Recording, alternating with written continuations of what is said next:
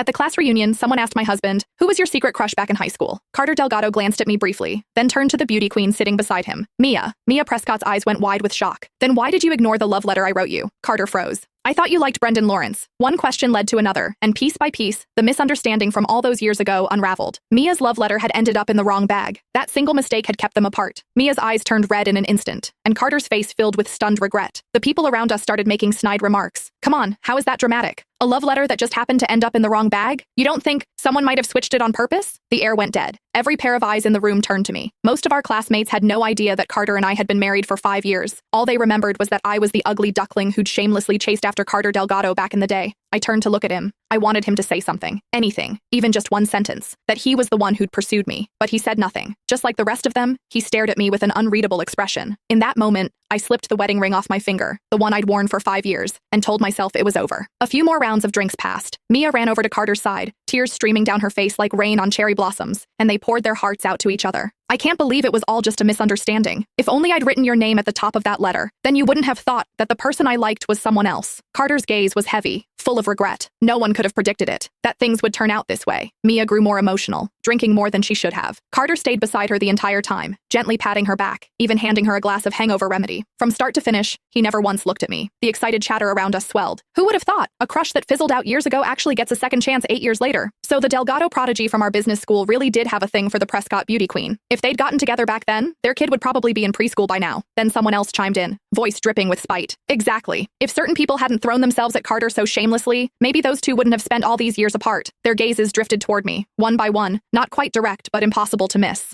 I clenched my fists, pressed my lips together, and said nothing. The whispers continued. Then one of the more outgoing classmates slid into the seat beside me, leaning in close. "Serena Whitmore, was it you? Tell the truth. Did you swap the love letter on purpose so those two would miss their chance?" My expression turned cold. I was about to say it wasn't me, but the crowd erupted before I could speak. I'd bet money on it. Everyone used to say Carter and Mia were the golden couple. They were obviously into each other. The only one who didn't get the memo was Serena, pining away, staring at Carter every chance she got. We all saw it. The second evening study hall ended, she'd drag him out to the track field. Who knows what other stunts she pulled? Swapping a love letter? That's nothing for someone like her. Obviously she did it. Do we even need to ask? None of them knew that Carter and I were together. 8 years as a couple. 5 years as husband and wife. They only remembered that I used to hang around Carter a lot. They assumed I was the one chasing him. A lovesick nobody reaching for someone out of her league, desperate to land the golden boy. But they didn't know the truth. From the very beginning, Carter was the one who pursued me. He was reserved by nature, never one for public displays. He'd never once posted about us on social media. Every step forward in our relationship had been his initiative, his doing. Yet somehow, he always came out looking like the innocent party. He was the prodigy of the business school, turning heads wherever he went, impossible to ignore. And me? In everyone's eyes, I was never good enough for him. But that was no reason for me to be mocked, to be humiliated. I